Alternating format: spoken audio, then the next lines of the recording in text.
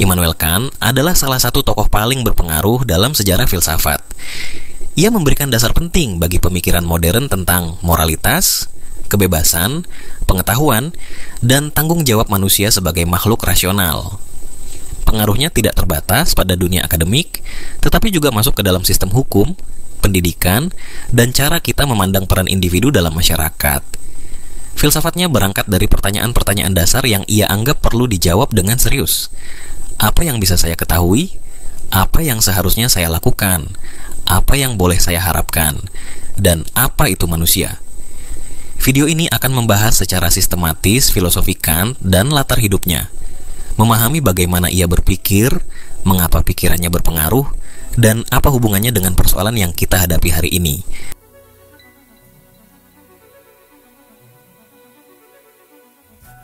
Immanuel Kant lahir pada 22 April 1724 di Königsberg, sebuah kota kecil di Prusia Timur yang kini bernama Kaliningrad. Ia menghabiskan seluruh hidupnya di kota itu. Di sanalah ia lahir, belajar, mengajar, menulis, dan meninggal dunia pada tahun 1804. Kant berasal dari keluarga sederhana. Ayahnya seorang pembuat pelana, sementara ibunya dikenal sebagai perempuan religius dari lingkungan pietisme Lutheran, suatu aliran Kristen yang menekankan kehidupan moral dan rohani secara personal. Meskipun Kant tidak menjalani hidup sebagai penganut agama yang taat pada aturan dan ajaran secara ketat, pengaruh nilai-nilai rumah tangga yang disiplin dan mengutamakan tanggung jawab pribadi tampak jelas dalam gaya hidup dan pandangan etikanya. Ia sendiri pernah menulis, pencerahan adalah keluarnya manusia dari ketidakdewasaan yang ia sebabkan sendiri, seolah mencerminkan dorongan untuk berpikir dan bertindak secara mandiri, suatu sikap yang sudah ia kenal sejak kecil. Pendidikan awal ia tempuh di Collegium Fridericianum dan kemudian melanjutkan ke Universitas Königsberg. Di sana ia mempelajari matematika, fisika, dan filsafat. Untuk mencukupi kebutuhan hidupnya, Kant bekerja sebagai pengajar privat selama bertahun-tahun sebelum akhirnya diangkat menjadi dosen tetap. Hidupnya dikenal teratur dan nyaris tanpa perubahan. Ia bangun, makan, berjalan sore, dan tidur pada waktu yang sama setiap hari. Penduduk Königsberg bahkan dikabarkan bisa mengatur jam mereka berdasarkan rutinitas Kant yang konsisten. Sebelum menyusun sistem filsafatnya sendiri, Kant mempelajari dua arus besar pemikiran, rasionalisme dari Eropa dan empirisme dari Inggris. Dari rasionalisme, ia akrab dengan pemikiran Leibniz dan Christian Wolff. Menurut Leibniz dan Wolff, kita bisa menggunakan logika untuk membuktikan bahwa Tuhan itu ada, tanpa perlu pengalaman langsung. Mereka percaya bahwa dengan berpikir rasional saja, kita bisa sampai pada kesimpulan bahwa segala sesuatu di dunia ini pasti punya alasan atau penyebab, dan pada akhirnya, alasan tertinggi itu adalah Tuhan. Jadi bagi mereka, cukup dengan akal sehat dan penalaran logis, kita bisa memahami hal-hal besar seperti asal-usul dunia atau apa itu kebebasan. Kant, di awal karier intelektualnya, menerima banyak dari pandangan ini, terutama keyakinan bahwa pengetahuan bersifat logis dan pasti. Namun semua itu berubah setelah ia membaca karya David Hume. Hume, tokoh penting dalam empirisme Inggris, meragukan apakah hubungan sebab akibat itu benar-benar ada, apakah dunia luar benar-benar nyata, dan apakah diri kita itu sesuatu yang tetap. Menurutnya, kita tidak pernah benar-benar melihat sebab akibat secara langsung. Kita hanya terbiasa melihat satu peristiwa terjadi setelah peristiwa lain, lalu menganggap keduanya saling berhubungan. Contohnya begini, ketika kita melihat api dan kemudian tangan terasa panas, kita langsung berpikir bahwa api menyebabkan panas. Tapi menurut Hume, yang kita lihat hanyalah dua kejadian. Ada api, lalu ada rasa panas. Kita tidak benar-benar melihat hubungan sebab akibat itu sendiri. Kita hanya terbiasa melihat keduanya bersamaan. Jadi kita mengira api selalu menyebabkan panas. Hal ini membuat Kant mempertanyakan kembali dasar dari semua pengetahuan. Ia menulis, "Saya mengakui bahwa peringatan David Hume pertama-tama membangunkan saya dari tidur dogmatis saya dan memberikan penyelidikan dalam bidang metafisika arah yang sama sekali baru." Meski demikian, Kant tidak menerima skeptisisme Hume begitu saja. Ia tidak ingin terjebak dalam ketidakpastian total, namun juga tidak kembali pada keyakinan rasionalisme lama. Ia memilih menyelidiki bagaimana pengetahuan itu mungkin terjadi, bukan langsung menerima atau menolaknya. Ia tidak bertanya, apa yang kita ketahui, tetapi bagaimana kita bisa mengetahui sesuatu dengan pasti? Fokusnya bukan pada isi pengetahuan, melainkan pada struktur dan syarat yang memungkinkan pengetahuan itu muncul.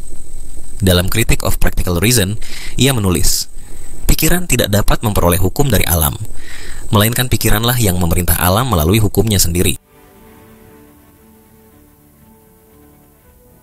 Pengaruh dari pemikiran Hume, kekaguman Kant terhadap ketepatan ilmu pengetahuan, dan kegagalan metafisika dalam menjelaskan asal-usul pengetahuan mendorong Kant untuk merumuskan filsafatnya sendiri.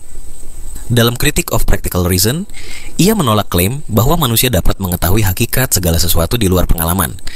Namun ia juga tidak menerima bahwa kita sama sekali tidak bisa mengetahui apa-apa. Menurut Kant, pikiran hanya memahami apa yang telah dibentuknya sendiri sesuai dengan hukumnya. Pengetahuan, bagi Kant, pengetahuan bukan hanya hasil dari menerima apa yang ada di dunia luar, tapi juga berasal dari peran aktif akal dalam membentuk dan mengatur pengalaman kita. Contohnya begini, bayangkan kamu melihat sebuah bola merah di atas meja. Menurut Kant, kamu tidak hanya menerima informasi itu begitu saja dari mata. Otakmu secara aktif mengatur pengalaman itu, misalnya mengenali bentuknya sebagai bola, warnanya sebagai merah, dan posisinya di atas meja. Semua itu bukan hanya datang dari luar, tapi juga dibentuk oleh cara akalmu memproses dan mengatur informasi. Jadi, pengetahuan bukan cuma soal melihat, tapi juga soal bagaimana pikiran kita bekerja untuk memahami apa yang kita lihat. Dengan cara ini, Kant menawarkan jalan tengah, bukan dogmatisme, bukan skeptisisme, tetapi kritik. Menurut Kant, filsafat harus dimulai dengan menyelidiki akal manusia itu sendiri, apa yang bisa dan tidak bisa dilakukannya. Hanya dengan memahami kemampuan dan batas akal, kita bisa tahu sejauh mana manusia bisa benar-benar mengetahui sesuatu. Tulang punggung sistem filsafat Immanuel Kant terletak pada 3 karya monumentalnya, Critique of Pure Reason, Critique of Practical Reason, dan Critique of Judgment. Ketiganya tidak berdiri sendiri, tetapi saling menjawab 3 pertanyaan fundamental yang merangkum seluruh pemikiran Kant. Apa yang dapat saya ketahui? Apa yang harus saya lakukan? Dan apa yang boleh saya harapkan? Masing-masing pertanyaan ini mewakili 3 dimensi rasionalitas manusia, pengetahuan, moralitas, dan keindahan. Dalam Critique of Pure Reason, Kant mengawali dengan sebuah pertanyaan mendasar. Bagaimana pengetahuan mungkin terjadi? Ia membedakan 2 jenis pengetahuan. A priori, pengetahuan yang tidak bergantung pada pengalaman, dan a posteriori, pengetahuan yang lahir dari pengalaman. Tapi terobosan besarnya adalah penemuan tentang pengetahuan sintetis a priori, yakni pengetahuan yang memperluas wawasan kita dan sekaligus bersifat mutlak dan universal. Matematika dan fisika menjadi contoh utamanya. Sintetis a priori, yaitu pengetahuan yang menambah informasi baru sintetis, tapi bisa diketahui tanpa pengalaman langsung a priori. Contohnya, 7 tambah 5 sama dengan 12 adalah sesuatu yang kita tahu benar tanpa harus menghitung kelereng atau benda nyata, tapi hasilnya tetap memberi informasi baru. Inilah jenis pengetahuan yang menjelaskan bagaimana matematika dan sains bisa berlaku secara pasti, walau tidak selalu bergantung pada pengalaman langsung. Menurut Kant, pikiran tidak menyesuaikan diri dengan objek. Sebaliknya, objeklah yang menyesuaikan diri dengan pikiran. Disinilah letak revolusi epistemologisnya. Akal manusia secara aktif membentuk pengalaman, bukan sekadar mencerminkan realitas luar. Dari pandangan itu, Kant menyimpulkan bahwa ruang dan waktu bukanlah entitas objektif di luar manusia, melainkan bentuk intuisi a priori yang menyusun pengalaman. Kita tidak pernah mengetahui benda pada dirinya sendiri das Ding an sich, melainkan hanya fenomena, yakni apa yang tampak bagi kita dalam kerangka ruang dan waktu. Metafisika yang mencoba menembus batas itu, seperti konsep tentang Tuhan atau jiwa, tidak bisa ditetapkan sebagai pengetahuan yang sah. Ia menulis, saya harus menghapus pengetahuan untuk memberi tempat bagi keyakinan. Bagi Kant, filsafat harus sadar akan batas-batas kemampuan akal manusia. Tapi, menyadari batas ini bukan berarti akal itu lemah. Justru dengan mengenali batasnya dalam hal pengetahuan, akal bisa menemukan kebebasannya dalam hal tindakan dan moral. Karena disitulah akal bisa menentukan hukum bagi dirinya sendiri. Contohnya begini, kita mungkin tidak bisa membuktikan secara ilmiah apakah Tuhan benar-benar ada atau tidak, karena itu berada di luar batas akal teoretis kita. Tapi, dalam kehidupan sehari-hari, akal kita tetap bisa memutuskan untuk hidup secara bermoral, seolah-olah Tuhan ada, demi kebaikan dan tanggung jawab. Di sini, akal tidak pasif menunggu jawaban dari luar, tapi aktif menentukan prinsip hidupnya sendiri. Inilah yang dimaksudkan. Meski akal punya batas dalam pengetahuan, ia justru bebas dan dalam urusan moral. Dalam Critique of Practical Reason, Kant berpindah dari epistemologi ke moralitas. Ia memperkenalkan prinsip imperatif kategoris, hukum moral yang berlaku tanpa syarat dan tidak bergantung pada hasil, melainkan pada bentuk rasional tindakan itu sendiri. Bertindaklah hanya menurut asas yang melalui itu engkau sekaligus dapat menghendaki ia menjadi hukum universal. Moralitas, bagi Kant, bukan berasal dari Tuhan, kebiasaan atau emosi, tetapi dari akal praktis manusia itu sendiri. Manusia adalah makhluk otonom yang mampu menetapkan hukum moral bagi dirinya, bukan karena paksaan, melainkan karena kesadaran rasional.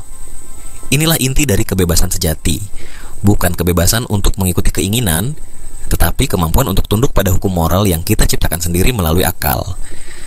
Kebebasan dan hukum moral secara timbal balik menyiratkan satu sama lain, tulis Kant. Untuk menjaga rasionalitas moral, Kant mengajukan 3 hipotesis: Tuhan, kebebasan, dan keabadian jiwa. Ketiganya tidak dapat dibuktikan secara ilmiah, namun perlu diasumsikan agar kehidupan moral tetap bermakna. Misalnya, kalau seseorang mencuri karena dipaksa atau diancam, kita sulit menyalahkannya sepenuhnya, karena dia tidak bebas. Tapi kalau dia mencuri atas kehendaknya sendiri, maka dia bisa dianggap benar-benar bertanggung jawab secara moral. Ini menunjukkan pentingnya kebebasan mutlak agar seseorang bisa dimintai pertanggungjawaban. Lalu soal konsep Tuhan, bayangkan ada orang yang jujur, baik hati, dan selalu membantu orang lain, tapi hidupnya justru penuh penderitaan. Di sisi lain, orang jahat malah hidup enak. Ini menimbulkan ketidakadilan. Maka konsep Tuhan digunakan sebagai simbol bahwa pada akhirnya, di luar kehidupan ini akan ada keadilan, bahwa kebaikan dan kebahagiaan akan selaras. Moralitas memimpin tanpa syarat pada agama, tulisnya, menunjukkan bahwa agama bukan fondasi moralitas, melainkan hasil dari refleksi moral yang mendalam.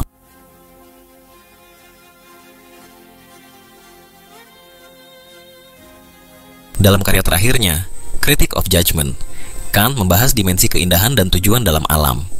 Ia sadar bahwa pengalaman estetis sulit dijelaskan dengan logika atau moralitas. Ketika kita menyebut sesuatu indah, kita tidak menyebut fakta, tapi seolah mengajak semua orang untuk setuju. Indah adalah apa yang menyenangkan secara universal tanpa konsep, tulisnya. Penilaian estetika bersifat subjektif, tetapi mengandung klaim universalitas. Dalam pengalaman estetis, ada harmoni antara daya tangkap dan daya pikir, meskipun tidak diarahkan pada tujuan praktis.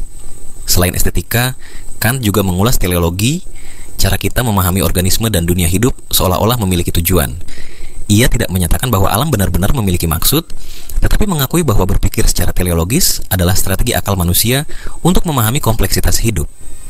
Ini bukan bukti adanya ilahi, tapi bentuk refleksi atas keterbatasan pemahaman manusia. Jika ditarik benang merahnya, sistem filsafat Kant bertumpu pada 3 poros: keterbatasan sekaligus kekuatan akal, otonomi moral sebagai inti kemanusiaan, dan upaya menata ulang hubungan antara ilmu dan metafisika. Ia ingin menempatkan akal pada posisi yang semestinya, bukan untuk merendahkannya, tetapi membebaskannya dari ilusi. Rasionalisme yang menganggap akal mampu menembus segala hal, Tuhan, jiwa, dunia, secara keseluruhan, menurut Kant justru membawa filsafat pada kebingungan. Ia menulis, Ich musste also das Wissen aufheben, zum Glauben Platz zu bekommen. Saya harus meniadakan pengetahuan untuk memberi tempat bagi kepercayaan. Bukan berarti anti pengetahuan, tetapi menegaskan bahwa tidak semua hal bisa dicapai lewat logika dan sains. Dengan menyaring, bukan menghancurkan, Kant menyelamatkan ilmu dari kekacauan metafisik, menyelamatkan agama dari penyalahgunaan akal, dan menyelamatkan filsafat dari dogma.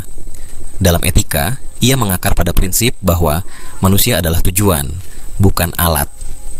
Bertindaklah sedemikian rupa sehingga engkau memperlakukan kemanusiaan, baik dalam dirimu sendiri maupun dalam orang lain, selalu sekaligus sebagai tujuan dan tidak pernah semata-mata sebagai alat. Etika menurut Kant berdiri di atas prinsip bahwa setiap manusia punya martabat yang harus dihormati. Artinya, kita harus berbuat baik bukan karena takut dihukum, ingin dipuji, atau demi keuntungan pribadi, tapi karena kita tahu itu memang benar. Moralitas yang sejati datang dari keputusan sadar dan rasional untuk menaati aturan yang kita sadari sendiri sebagai makhluk yang bisa berpikir. Jadi begini, bayangkan seorang petugas medis yang merawat pasien miskin dengan sepenuh hati, walaupun tidak dibayar lebih atau tidak mendapatkan penghargaan apapun.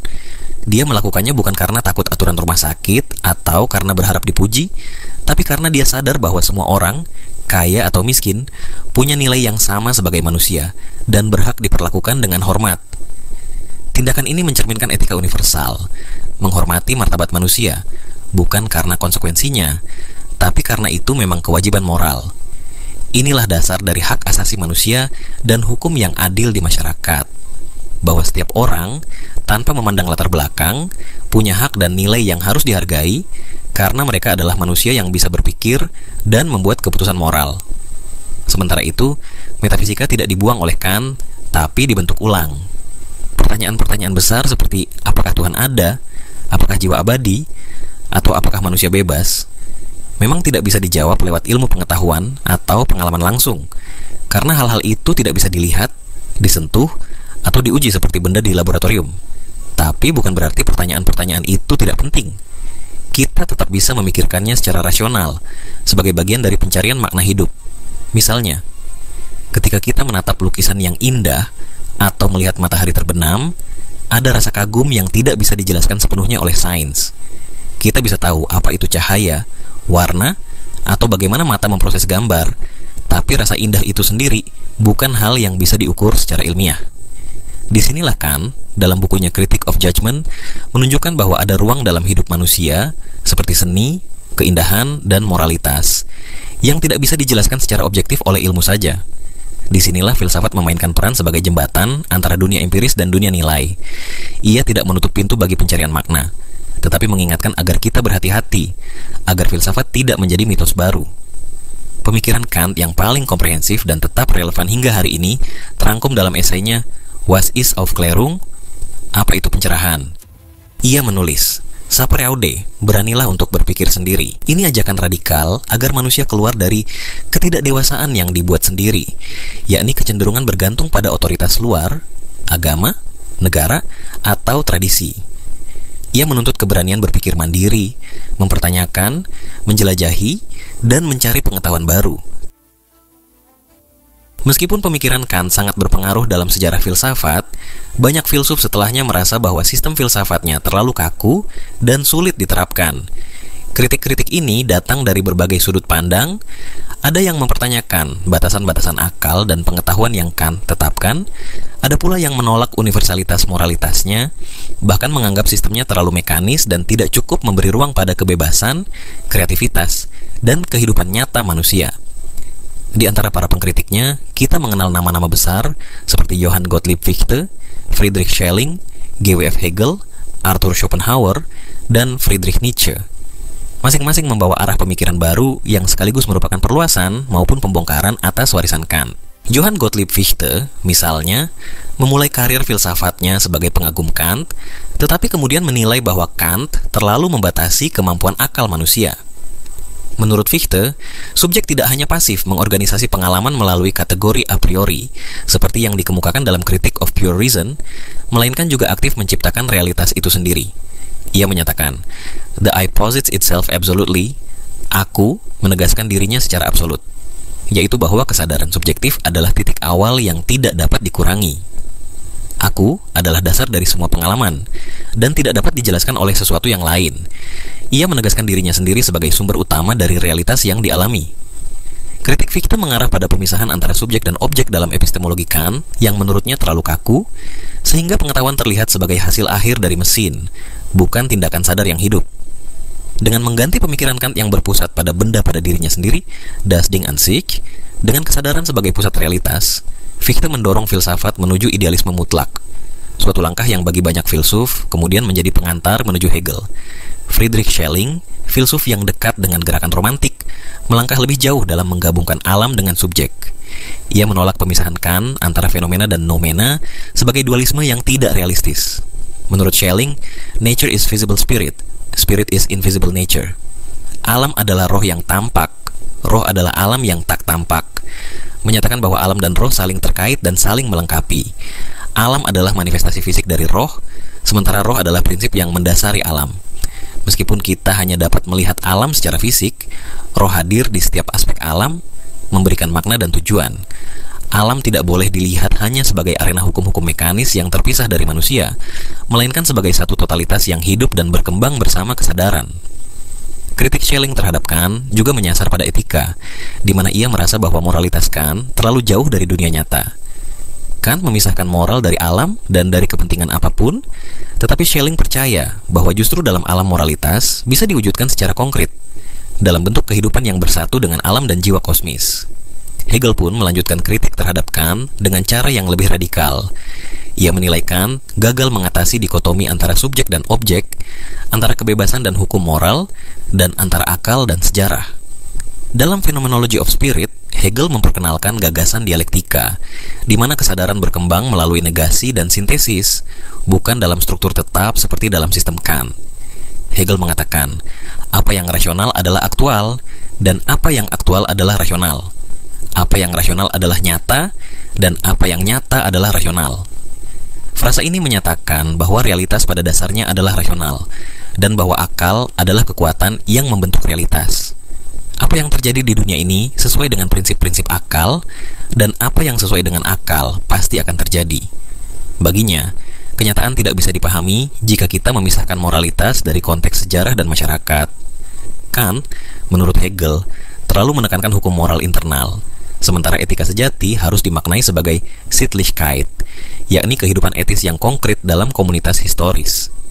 Pandangan ini menjungkir balikan etika Kant yang cenderung individual dan ahistoris, menjadi etika sosial dan historis yang berkembang bersama kesadaran kolektif.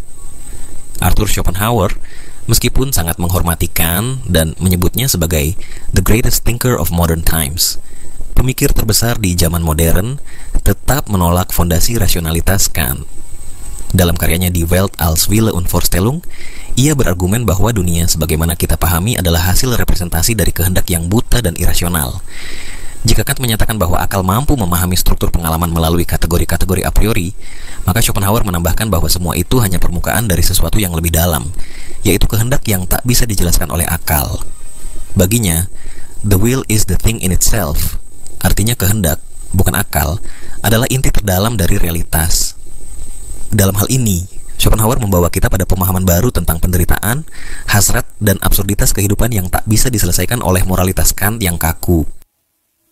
Namun, kritik paling tajam datang dari Friedrich Nietzsche. Ia tidak hanya menolak moralitas Kant, tetapi juga mengecamnya sebagai moralitas budak, yaitu moralitas yang dibangun atas dasar pengekangan diri, pengorbanan, dan kepatuhan terhadap hukum yang tidak dipersoalkan lagi. Kant menekankan bahwa tindakan moral adalah tindakan yang dilakukan demi kewajiban, bukan karena keinginan atau hasil. Sebagaimana ditegaskan dalam konsep imperatif kategoris, bertindaklah hanya menurut asas yang padanya engkau sekaligus dapat menghendaki bahwa ia menjadi hukum universal. Tetapi bagi Nietzsche, ini adalah bentuk penyangkalan terhadap kehidupan. Dalam Zur Genealogie der Moral, ia menulis, Kant wanted to prove that morality is a matter of reason, but reason is just one of our drives, and not even the strongest one. Kant ingin membuktikan bahwa moralitas adalah masalah akal, tetapi akal hanyalah salah satu dorongan kita, dan bahkan bukan yang terkuat. Nietzsche melihat moralitas semacam itu sebagai hasil dari kelemahan, bukan kekuatan. Ia menawarkan sebuah etika baru yang berakar pada kehendak untuk berkuasa, der Wille zur Macht, yang mendorong manusia untuk menciptakan nilai-nilainya sendiri dan menolak norma-norma universal yang mengikat.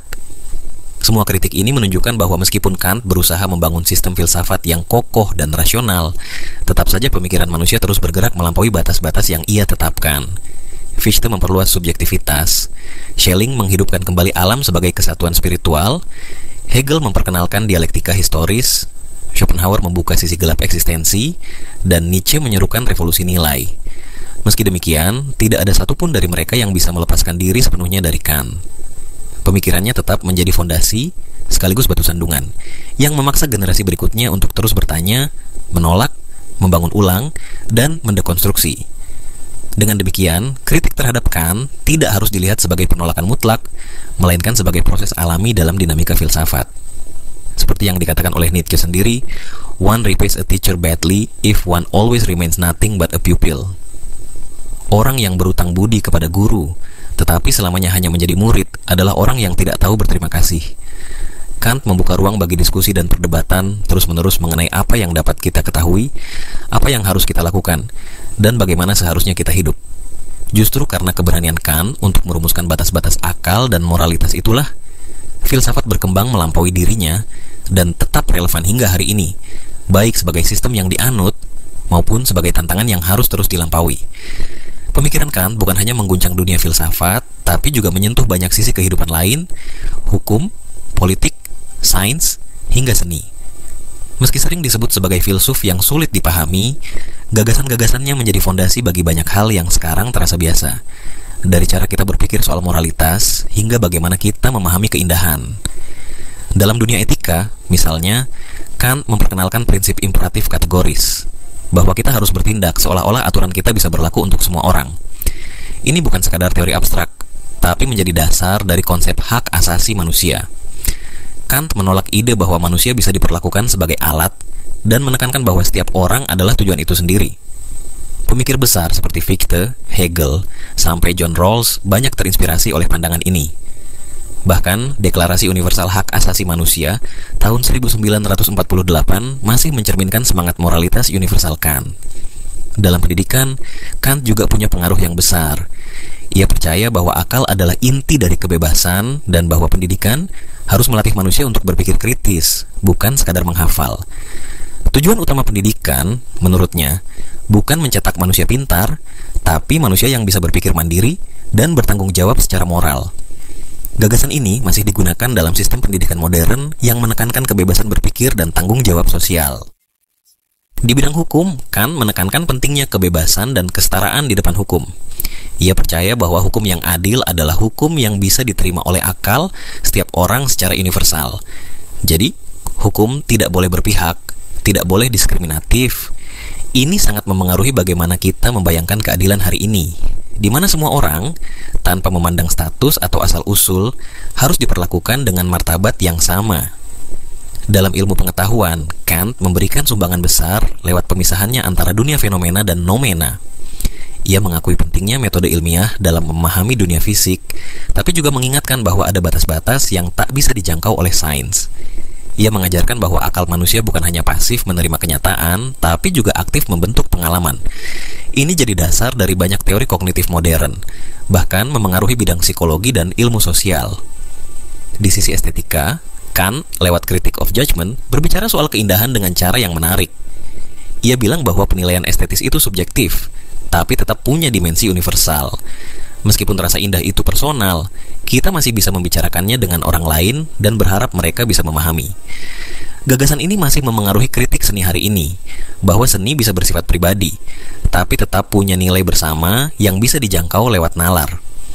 Kant menunjukkan bahwa kebebasan bukan berarti melakukan apa saja semaunya, melainkan bertindak berdasarkan akal sehat dan prinsip moral yang bisa dipertanggungjawabkan. Ini menuntut keberanian untuk berpikir jernih, bersikap jujur pada diri sendiri, dan menghargai hak orang lain. Filsafatnya bukan hanya soal teori, tapi menyentuh hal-hal dasar tentang bagaimana kita menjalani hidup secara adil dan lebih manusiawi.